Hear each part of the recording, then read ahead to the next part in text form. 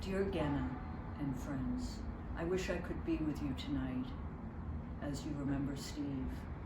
I will visit Moscow soon.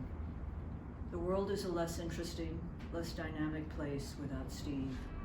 He would, as we all are, be outraged by the savagery of the wars engulfing our world and the senselessness, deaths of young and old. Steve lived his own way, by his own rules. He was a maverick, a great and courageous scholar. He was a rebel, a self-styled provocateur, a revisionist with strong democratic convictions. He was, as you know, a small-town boy who always understood there were alternatives. After all, he grew up a Jew in the South in Kentucky. He knew life was complex. It wasn't black and white, but rather gray or multicolored. So important was that he was a loving friend to all of you. He was truly and always interested in your lives and your thinking, and I always loved he and then we had such truly eclectic friends, diverse friends. I know how very sad he would be to learn that Tonya has left us. She was always so kind to us, loving to me, Steve, Nika. Spirited, may Misha and Kirill keep her memory strong. Anna Mikhailovna was Steve's mother, the Bukharin family, his family, Yuri, Nadia, Misha, Kolya, Eka, Kirill, his family. And all of you friends here tonight were his family in very different ways. He followed you, your lives, your work, your families. He was there to assist and learn as much as needed. And he was grateful for your friendships.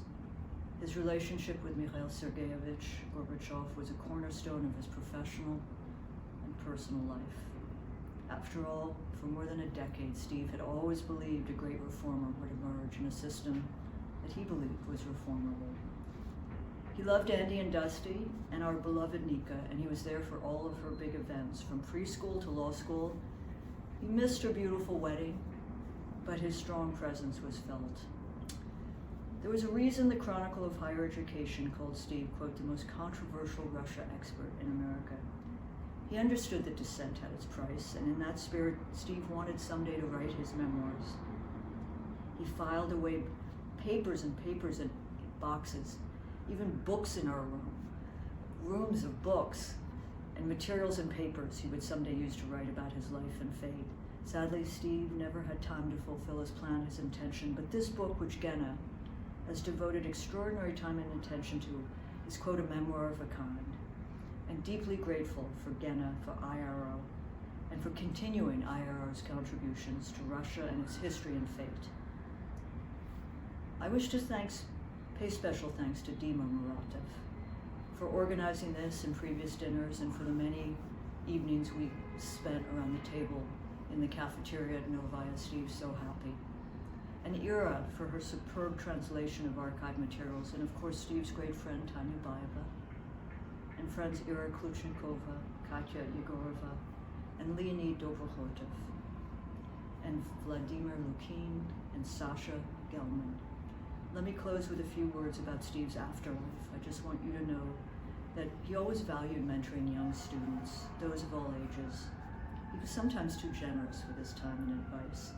But in that spirit, in the last years of Steve's life, we continued and contributed to a professorship in his name at Indiana University, which he loved so much, and fellowships at NYU, and through ACES, the Tucker Cohen Dissertation Prize. So his work and his thinking and his life will go on in different ways. And in the end, though there was a fight at ACES over Steve's views on Ukraine, what was won was the belief that even if many or some key people opposed Steve's views, he had the right to speak and to support future students. Like you, I miss Steve so much every single day. I think of what he would say, what he would do, what he would write in these times. And I think of our long and remarkable life together, 44 years, especially years and times in Moscow, which brought us such happiness. So I would say onwards, as Steve would say in these times, there is no alternative. And I wish I could be with you, and I will be next year.